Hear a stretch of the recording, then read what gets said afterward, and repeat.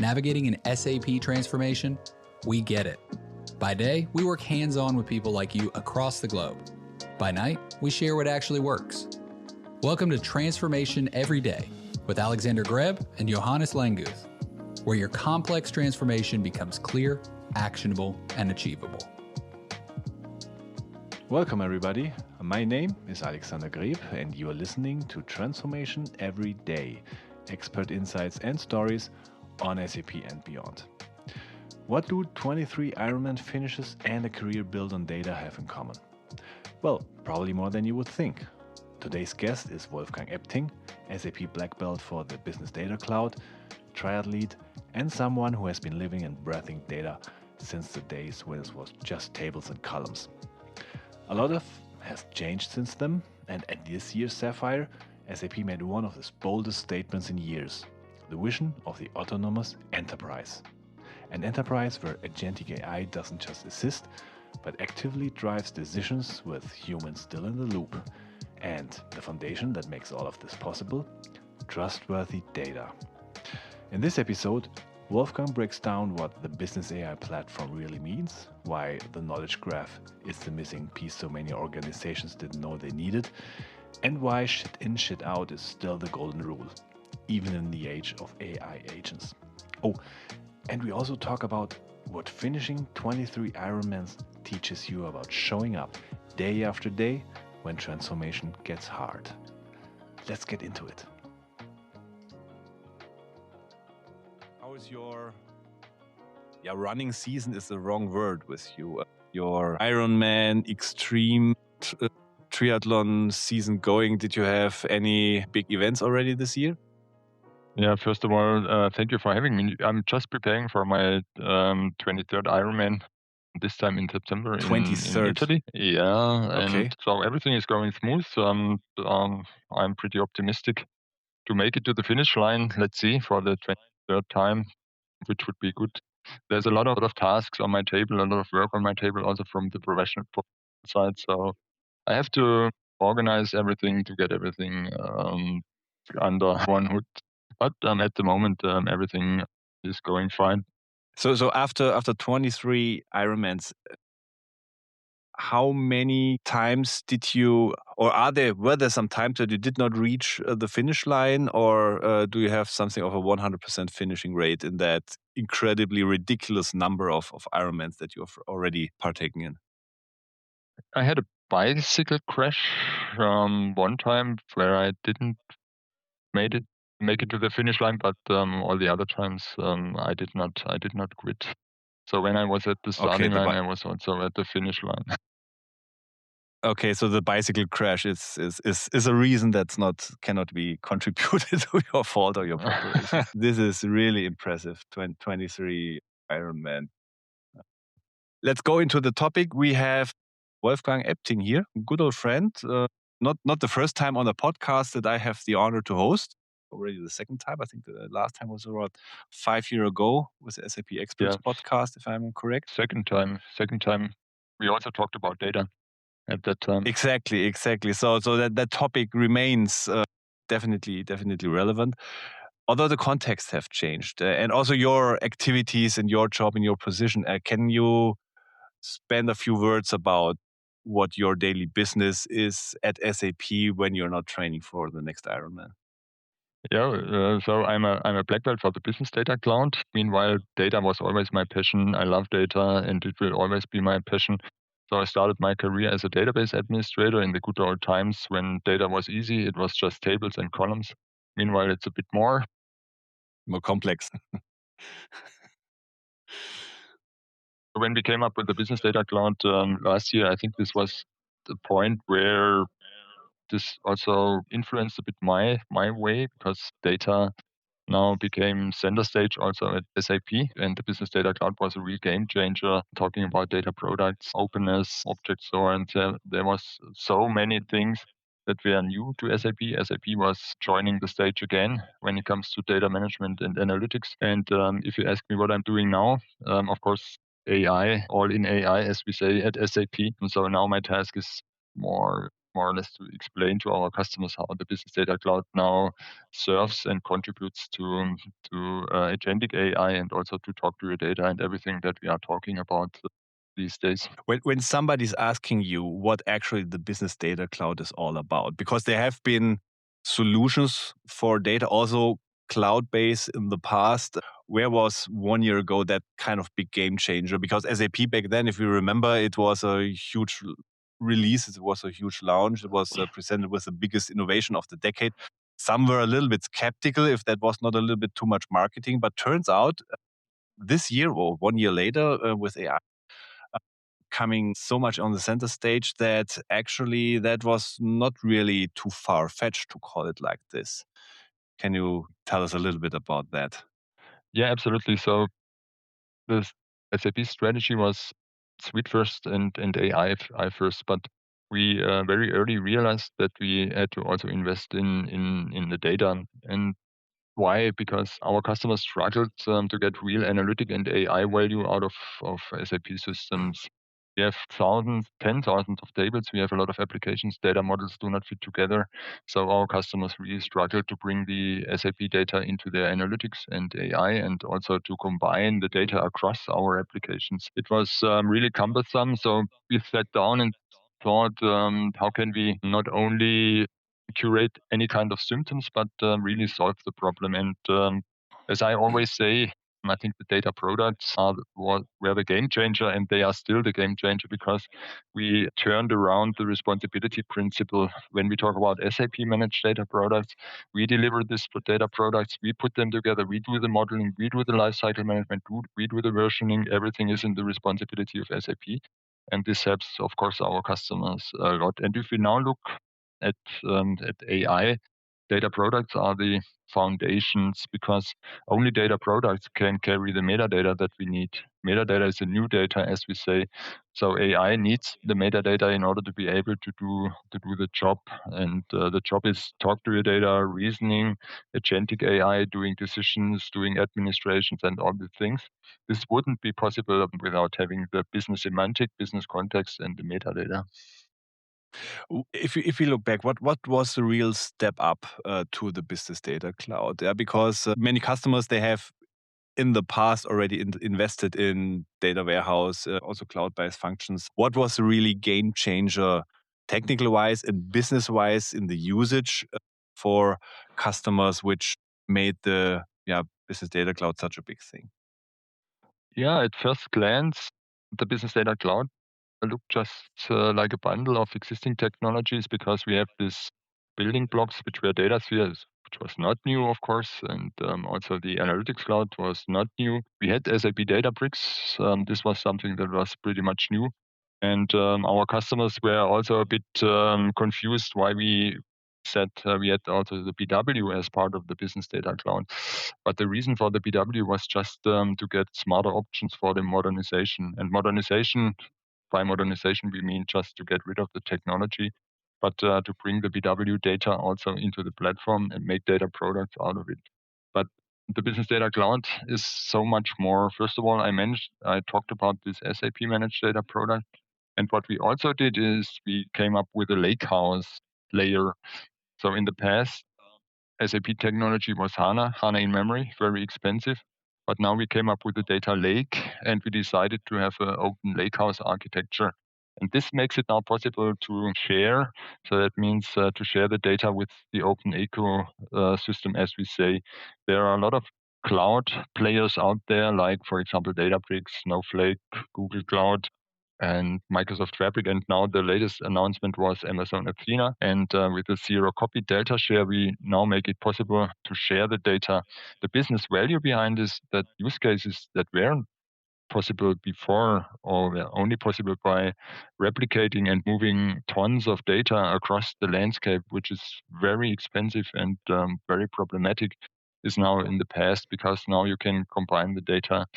And the signal that we send to the market and still do is that we're opening up, because this was also something in the past.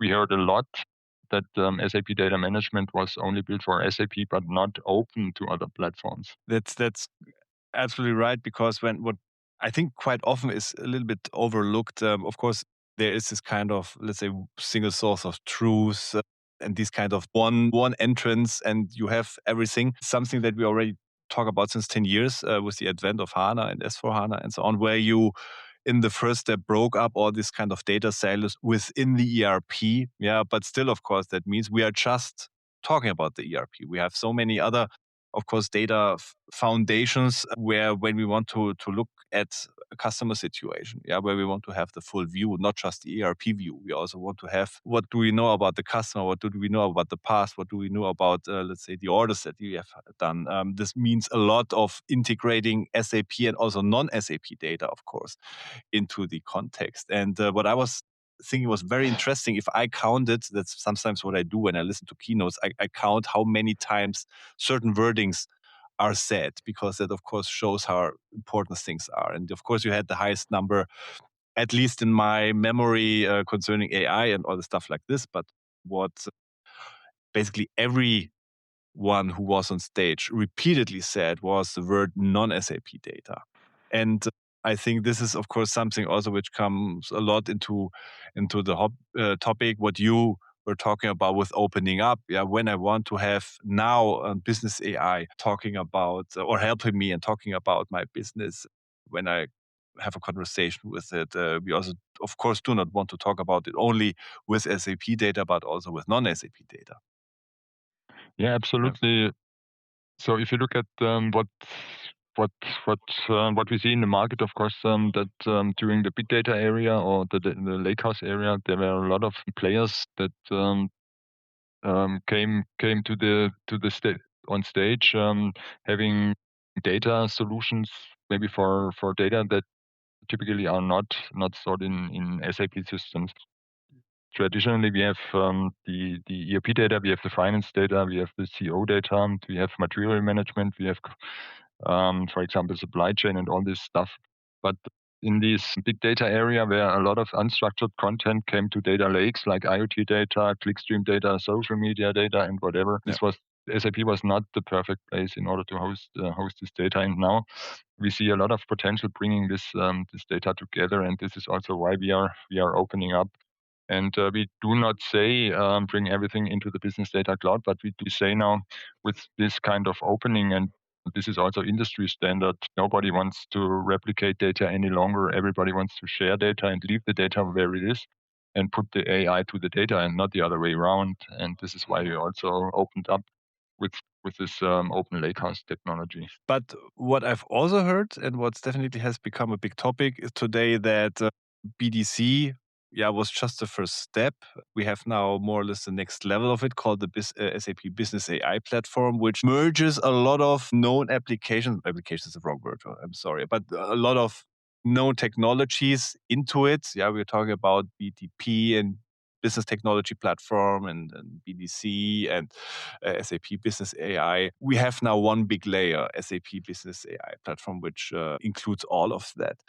Is this for you the big thing where you say, like, okay, now things are coming together, which in the past may have been, of course, from a development standpoint, this had to be developed separately, but now with the context of bringing all the puzzles together, this is basically the really big step that involves us forward into companies and organizations that are in the end then able to bring actual value out of business AI.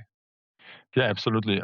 I think it's a necessary step in order to bring this again closer together, because everything is being built to serve business AI. So to say, we came up with the principle of the autonomous enterprise. So an enterprise that is steered on agentic AI, but with a human in the loop, as we say. And for that one, we do not only need, for example, the build portfolio, the tool portfolio, the integration portfolio, which was in the last years part of the business technology platform, but we have to bring everything together. And what we now say, we do not group it too much into technology. We group it into topics, and we say in order to be able to serve business AI in a most optimal way, we have the build topic where we have, for example, Joule Studio, Joule Works, and there we have also the possibility to cooperate with the LLM providers like Claude and whatever. We have partnerships with N8N, German unicorns, and so on. But there you will also find the integration suite portfolio, which is or still of high importance for us.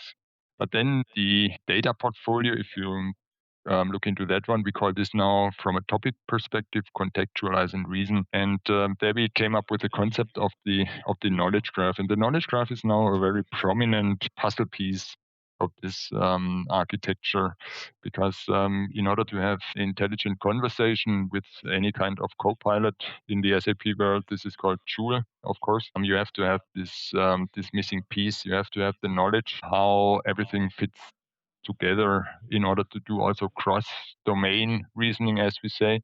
So if you want to ask a question to Joule, you would have an intelligent conversation leading you to everything that you need, for example, across everything that we offer from SAP. And this is basically the knowledge graph. The knowledge graph is built on top of the business data cloud. So the business data cloud still remains as a product, as a term. And so this is the foundation, so to say, the data foundation for the business AI platform. Just in order to make it complete, there is a third topic, which is called govern. So there we have, for example, things like the SAP AI Agent Hub in our LeanIX portfolio. Maybe this is not too important for today, but just to give you the complete picture. So when we talk about the knowledge graph, this is basically the thing which brings the context into your conversation with business AI at SAP. So while Joule is more or less the front end, and Claude is now the reasoning engine for Joule. Of course, there may be some Joule experts who may say, like, I'm a little bit oversimplifying, but I do this by purpose now. Basically, the knowledge graph is the brain, which in the end takes care that what Joule tells you is the business context you're working in. I think this is especially interesting and important because there have been, in the last 12 months, so many cases of companies, of organizations who have done their, maybe not even just their first business AI pilot, but really their business AI initiative. Yeah, like for example, Walmart, who was, I think, was a multi-million initiative in building a customer interaction agent based on ChatGPT, I thought, in that case. And they made a full stop midway into the development because they found out that the quality was not acceptable for them.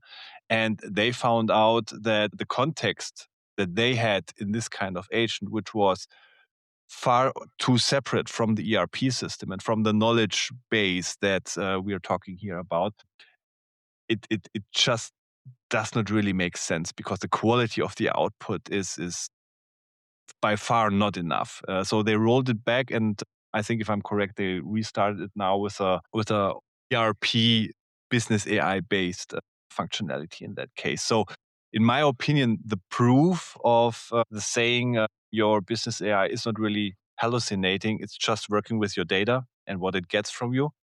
So shit in, shit out is the golden rule that also, of course, applies to business AI in that case. And on the other hand, the knowledge graph is definitely one of the most important things if you want to deliver value in your business AI initiatives, which, of course, when you hear about the topics that customers and organizations have running, is still something which is in the, let's say, in their infant phase, of their activities. So where do you think, as a consultant or as a customer who is really interested in this new stack, in the results, where should customers start with in their initiative as the first steps to, in the end, have this construct of business AI, the knowledge graph, the business AI platform? There's a lot of things to do. Where should they start?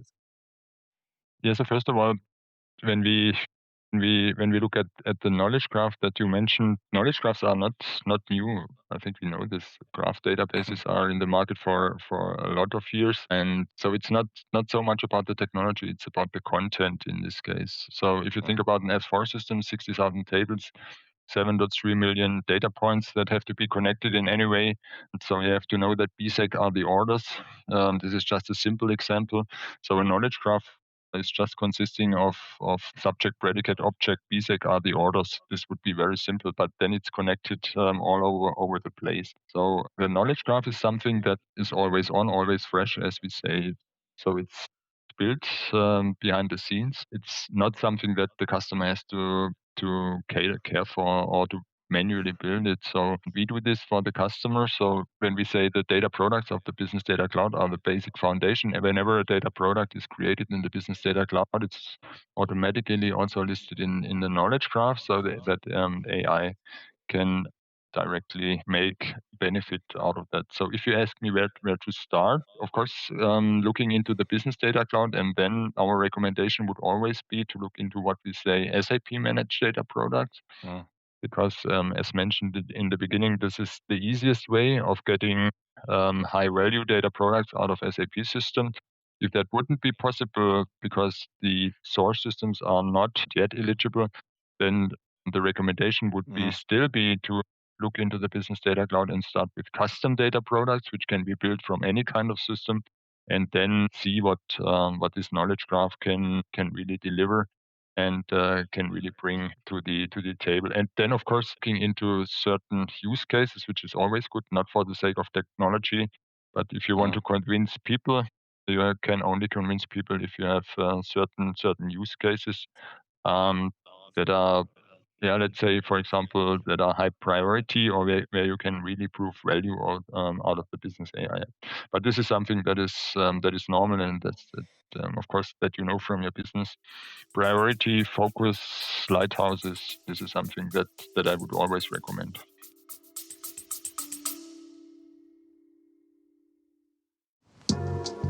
Hi there. Quick break for a short message before we go right back to the episode. Enjoying the insights and stories on transformation every day? Want to make sure you never miss an episode packed with practical tips and best practices from the SAP world, featuring conversations with some of the most interesting people in the SAP universe? Then hit that subscribe button on your favorite podcast platform, whether it is Apple, Spotify, or any other you use. And if our podcast brings you value, we would be incredibly grateful if you could leave us a 5-star review and share it with your friends and colleagues. Your support means the world to us. Thanks so much, and happy listening.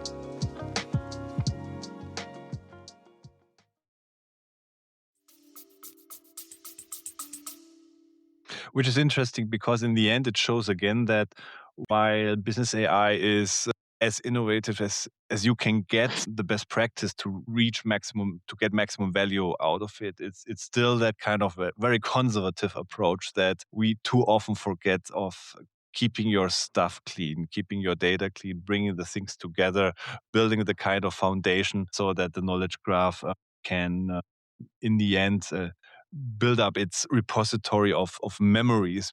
I see it as memories of business interactions which have been done. So based on this kind of memory, he can then feed the reasoning engine. And which is also interesting that because when you see, for example, how the discussion was like 2 years ago, there were these kind of two believer strategies where the one people said like, okay, AI can also work beautifully with unstructured bad data because that's where it shines, where it orders and so on. And why the other, let's say, the other side of that discussion said like, no, the kind of shit in, shit out also, of course, applies to business AI. Turns out probably that the second party was on the right side. If you look at the first results of the business cases, if you look for the first results of the pilots and the customer activities that have been run, what kind of prerequisites do you see additionally to that to make the quality of the knowledge graph better and better? Because I think this is something which is not there from the beginning, but this is something you have to grow, which you have to foster. Yeah, absolutely. I would totally agree to the old rule. This is garbage in, garbage out. But as a data people, this is something that we are postulating for decades, not since yesterday. But nobody That's true. listened. Nobody listened to us really.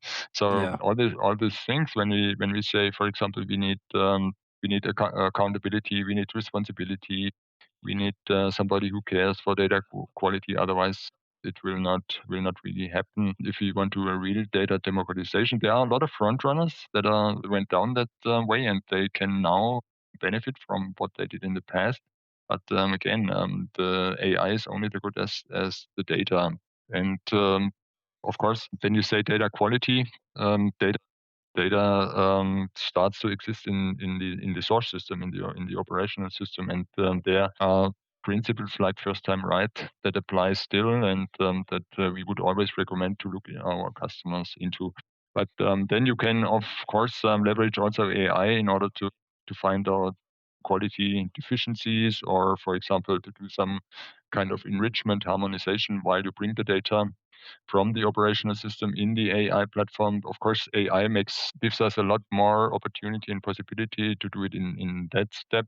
But again, we would always recommend to do first time right principle, to apply the first time right principle to get the data right, and not to do it in a reactive way, but to start to have data quality as a proactive thing, and to look into that one. Of course, if you have followed also the announcement of the acquisition of Reltio, for example. So Reltio is a company that is in the master data governance space, master data management space, also for a while. So from SAP, we have an MDG solution, a master data governance solution. It's called MDG. You see that we are also complementing here our portfolio with this acquisition, because the data quality is so important for AI.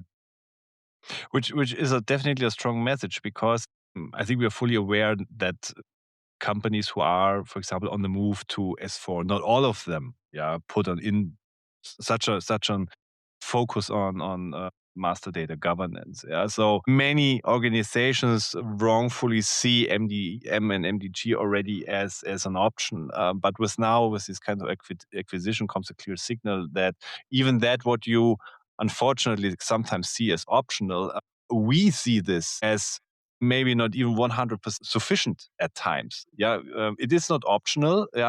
That thing that we had in the past, it is mandatory, and it's probably not enough to be prepared for the future. And I think this is something where, in the conversation, for example, that I had in the last weeks, some coins dropped in organizational minds, where they said like, okay, when SAP acknowledges that their own solution needs an upgrade for the future, in that case, definitely we should what we have in usage for that stuff that we are going to do. Yeah, absolutely. Christian Klein, when he was on stage on Sapphire, he had an example where he used AI to draw a unicorn. So his daughter was happy, but the unicorn had 3 horns, and he used this as a metaphor for good is not good enough. I think in the business world, we do not want to have an agent decide about multi-million decision when you do not have the absolute security and you cannot trust what the agent is doing. And trust comes from trustworthy data. We all know this, and trustworthy data is data that is, from a quality perspective, high quality data. Otherwise, in the business world, agents will not make it. Absolutely. And that's what I, for example, learned in the pilots and the AI customer activities that I was involved until now, that if AI is doing something, it definitely amplifies the strengths and the weaknesses of the foundation that you give it. If you have good data, if you have the governance right, if you have the platform right and the foundation right, it can do marvelous things where we, in my opinion, have not really understood even an inch what is possible, because new possibilities will come up almost every month. But if your foundation is not right, if you try to make a shortcut in that way, it will fail miserably in that case. And there has been that kind of one-to-one dependency already clearly visible in the last 12, 15 months. So definitely. What in our conversation that we had before this podcast, Wolfgang, there was this kind of interesting sentence: without shared context, agents optimize for the road outcomes. And I think this really sets the direction clear that you have to go concerning the knowledge graph. And when you know how the knowledge graph works and so on, it became so clear what kind of foundation you have to give. But another word I want to drop here, which we do not really talk about, is the knowledge.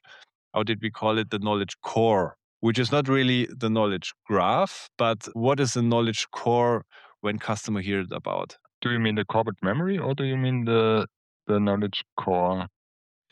I saw on several slides already. I saw the wording knowledge core. Yeah. In the context of bringing the business AI platform together with a knowledge graph, and made a little bit of a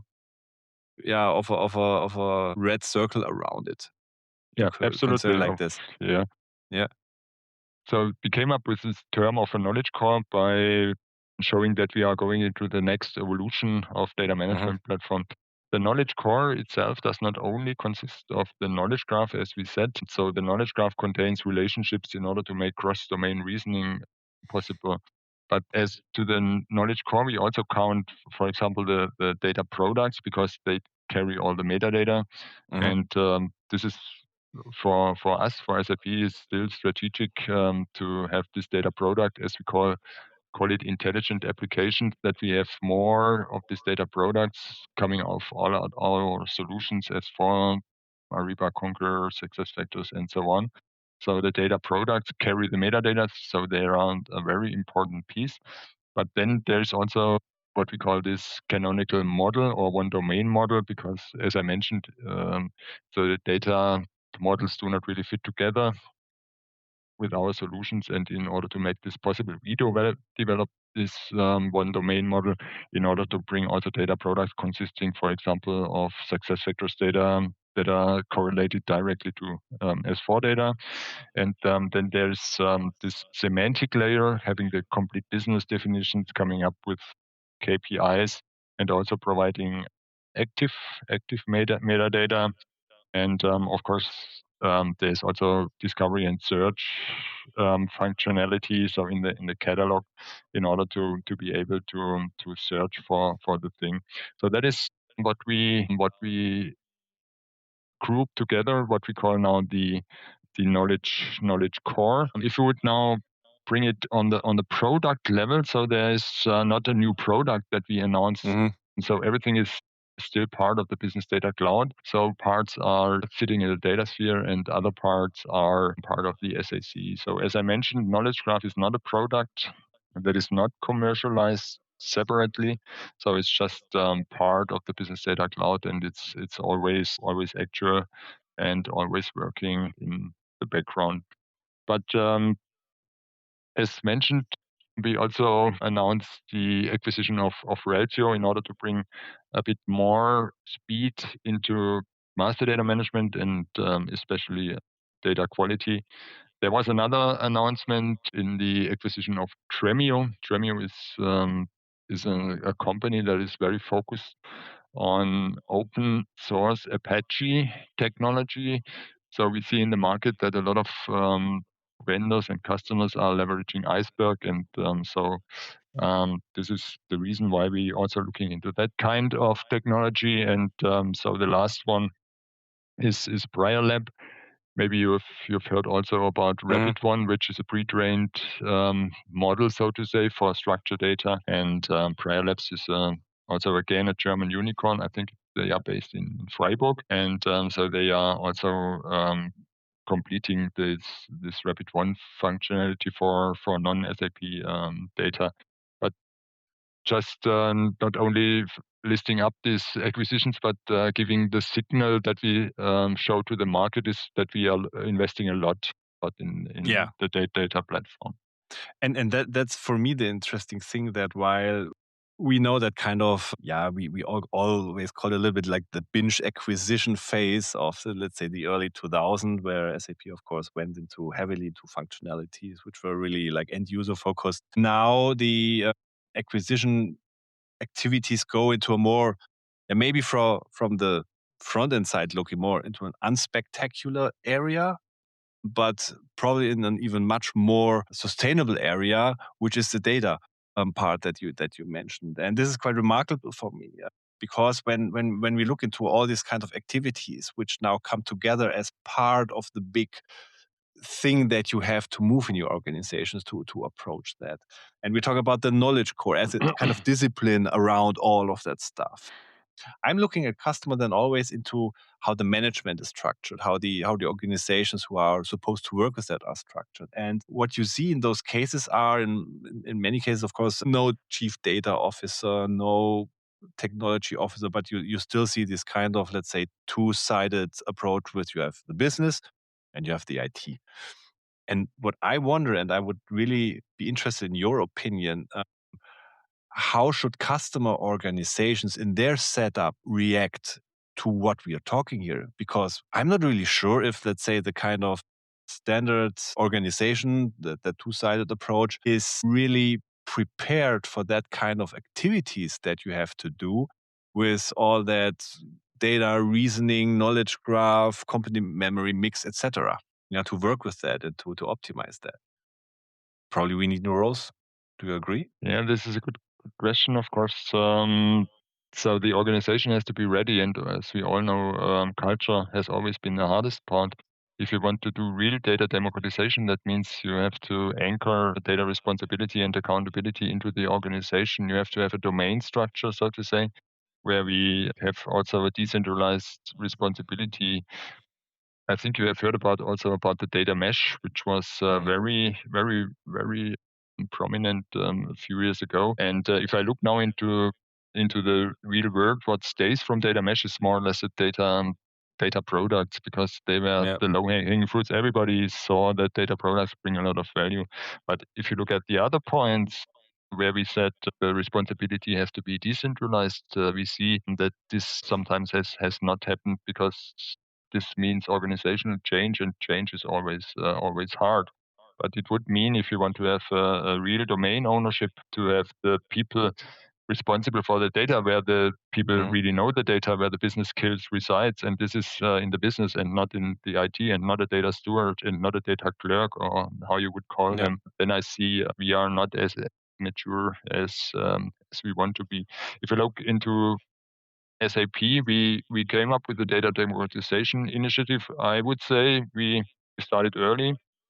We are on the way. We are making good progress. We have a lot of data products, and we also make it possible that also business people can contribute in the data product economy. But we are still not there, in order that we are at the end of the journey. If you ask me now what I would recommend, this is a really interesting question, because I think you know this. There's a lot of fear of missing out, so to say, and management is always saying, okay, what is our first agentic use case, and or where do we leverage AI in our company? And it seems to me that there is no time for data still, and again, no time for data, but doing it later means never doing it. And this will not work out for AI, to be clear on that one. AI will not help us. As you said, there were people out there saying, okay, AI will do the job, and I do not have to care about anything. This is something that will not happen, and people starting to realize that. So my recommendation would be, of course, we cannot boil the ocean from until tomorrow. We have to. Absolutely. And I think, of course, it would be the expectation would be too high, that, of course, everybody has now already found that's our approach on how to do this. It's a really diverse way of doing things when you look into customer organizations.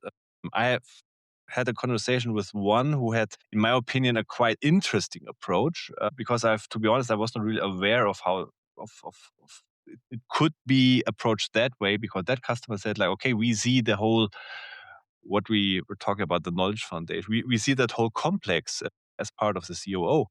Yeah, why? Because this is all about process in the next steps. That's the processes of the future. That's how these kinds of machinery the company machinery that the COO is responsible for is the driver of exactly that. That's why they put it into that direction. I'm quite interested in, of course, I will follow that because I'm quite interested in how this turns out. But you see, of course, that there is not yet this kind of one-way best practice of setting up your organization to get the best out of it. We still have not made that many experiences that we probably would need to say like, okay, that's a route that you should go. Yeah, absolutely. And maybe this is an interesting point here also that you are making. And this was also the reason why I asked you before, do you mean the knowledge core or the corporate memory? And we from SAP, we also think into that direction. So when we say the knowledge graph, I would say the knowledge graph knows what a business knows, because this is the last 10 to 15 years in a relational database. A database does not know how a customer runs. And this is exactly what we call the corporate memory. And this is not coming from relational databases, not from S4 system. This is coming from guidelines, from chats, from Teams meetings, from emails. So everything that a company uses to do. Yesterday I was at Data Unplugged in Berlin, where we had a large data conference.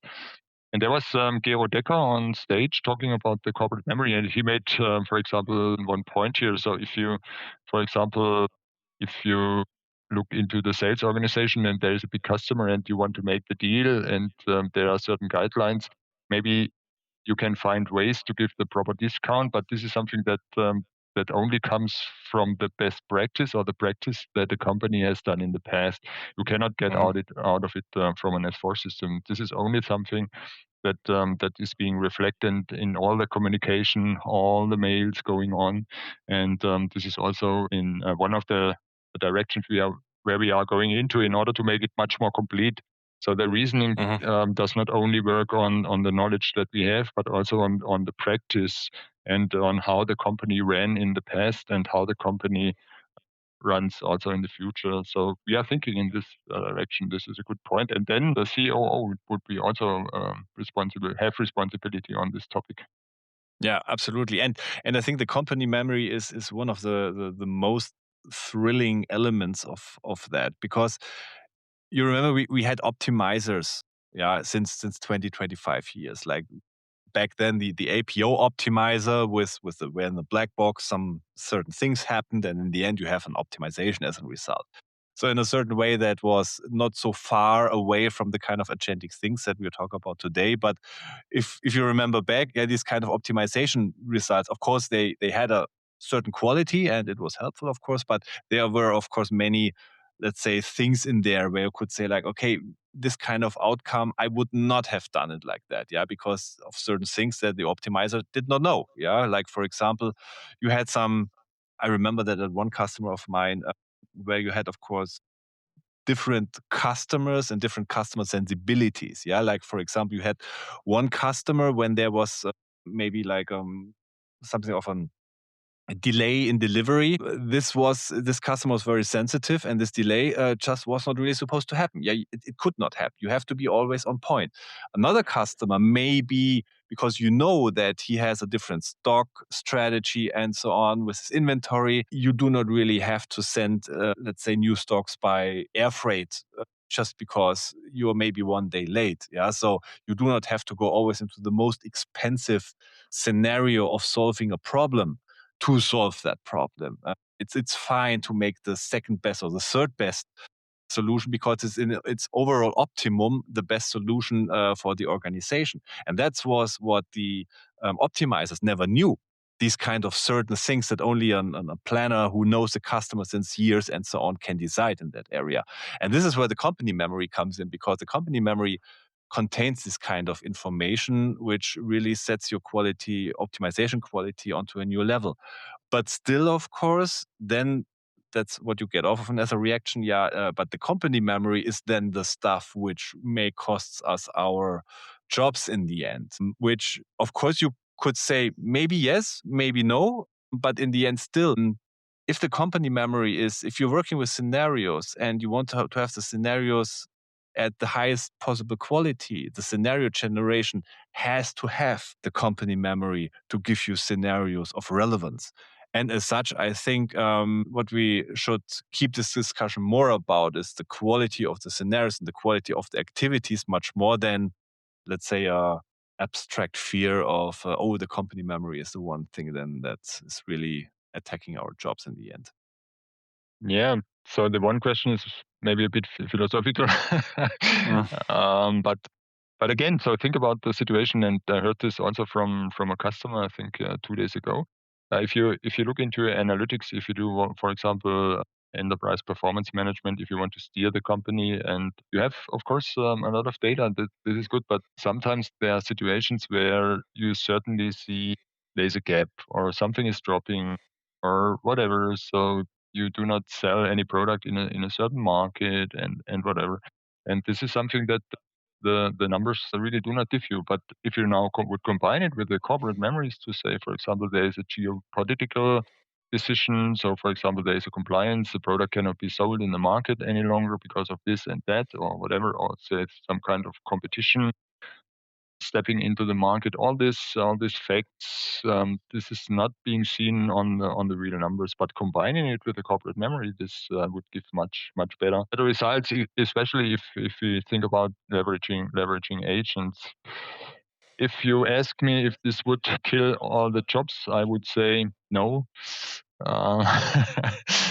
Uh, but anyway, there's also disruption in the market, which there will be winners and losers. But maybe this is something for another. Yeah, and I think that the best way to put this together is a sentence that Scott Galloway said, which said, like, every generation had its technology will kill our jobs moment. And the only difference of the AI to other moments like that is that AI has the bigger balance sheet and the higher marketing budget. And that's why the hysteria is a little bit higher than it used to be in the past. I fully agree with that. Looking forward, people say, like, okay, BTP is going away. Of course, you can disagree with that and so on. In the end, what do you think? What will come next after this? Of course, the AI platform is very fresh and so on, and we will definitely need a certain amount of time until everything is brought together and the thing is running. But where do you see this kind of development heading in the next 12 to 18 months? What's the next evolutionary step that you expect in that? Yes. So when we came up with the autonomous enterprise on Sapphire, so a lot of customers were very good resonating with that, and also telling us, say, dear SAP, we are going into the right direction, and it was the best Sapphire since a lot of years because there's really something new. Yeah, absolutely. Yeah. And now, what, for example, in my job, I do a lot of explanation around how to sort everything in the Business AI platform now, and also the Business Data Cloud. Is it going away? Why is it now part of the Business AI platform? And what is responsibility? Because if you do so many change at one point, of course, there's also a lot of uncertainty for our customers out there. Where do we move into? What is the direction? And so on from an SAP strategy point of where we are going into. So we have to deliver now. This is, of course, one of the first highest priorities, what customers are giving us for our way. But also maybe from my point of view, showing a bit that that we really have this openness, that we claim to, and that we are not in any kind old-fashioned. You see this also that we have the possibility to bring every model into the game. That we are partnering with N8N and Prior Labs, all these startups, and so that the platform is really state of the art. Also, when it comes down to developing agents on top of the platform, giving all the flexibility. On the other hand, of course, we have the governance, provide a strong governance because we are SAP and we are known for good governance. So we should not forget that governance is important for that one. And maybe also then to find a bit our place in this agentic universe, so to say, because we know we are not the only ones on this planet providing agentic AI, but others as well. And there will be, of course, a lot of agents. And so the question will also be, how can these agents collaborate, work together, and what will be the interfaces and what will be the most benefit for our customers. This is something that I see now in the near future for maybe for the next year. I do not see a next big thing or do you see a next big thing? I think we have first thing is to catch up, because quite frankly, many organizations to become an autonomous enterprise is not just one step, but it means like to catch up 3, 4, 5 technological levels, which maybe they missed out. And we have to be quite frank about that, because the big vision why you should go there in that kind of direction was missing in the beginning. But I think with the autonomous enterprise and the puzzle pieces that now together, that vision is definitely there. And that's why I fully agree with the positive resonation to the Sapphire, because this was something where, of course, everybody asked like, Quo Vadis? And I think the kind of tension was high. And that this Sapphire really has to fit. But I think SAP delivered exceptionally well in that case. And this is something really, that vision that delivers that kind of guidance that many organizations need to really leverage value out of the technology, which is developing at light speed at the moment. And also, of course, to use that kind of technology to cope with the challenges that we in our global society meet basically every month, with new crises coming up and new weird things happening and so on. And the capabilities that we need, with resilience, with agility and so on, they are constant, but I think we now have technologies, tools, and so on available that help us to navigate these kind of challenges. And for me, that's really good news, not just for our industry, but really for the value that we can, as an industry, present to our customers to help them with navigating their future. And that's why I think this is definitely from that context, an exciting year for the whole industry. Would you say that this inflection point is different to others? If you say Quo Vadis, SAP, this was in the past, there were certain points in the history where SAP... I remember. Would you say this is comparable, or should we not compare it because this is so different? I think, for example, both of us were there like 17 years ago when there was the, let's say, big Quo Vadis part. You remember, with the support thing and what's the next big thing after ECC and so on. And what I think is a difference now, that back then, and I think you know this too, that kind of initiative towards HANA, towards S4 did not really come out of SAP, but it came out of the Hasso-Plattner Institute, where Hasso, as a more or less private game, pushed the HANA development forward. And then SAP then took this kind of technology and built upon of that the application on that. So let's say, from my opinion, the solution back then to the Quo Vadis part was an outside-in solution by Hasso-Plattner. This time, in the Quo Vadis SAP part, this is something which came out from inside.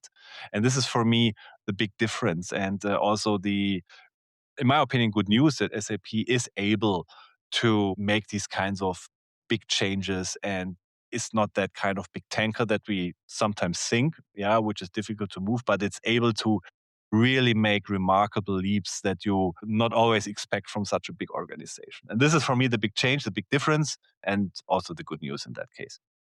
Yeah, absolutely. Think about of SAP. There is a speedboat, and so the speedboat is in front of the tanker, and of course the tanker is there, but the speedboat has enough power in order to navigate the tanker into a new direction. So this is maybe a good. It's a fleet. It's a fleet. Not just one ship, but a fleet. Absolutely. Wonderful.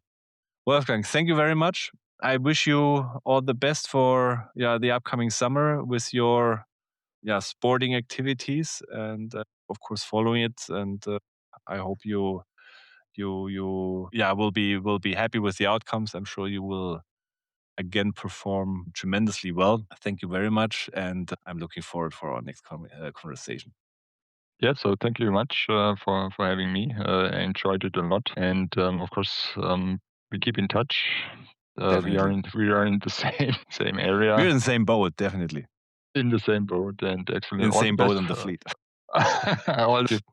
Thank you. One last question, because I forgot it. I'm sorry. When people want to meet you in the next time, of course they can look where the next Ironmans are going and then stand next to the road. But probably when you have more time for conversation, what are the best events and opportunities to meet and talk with you?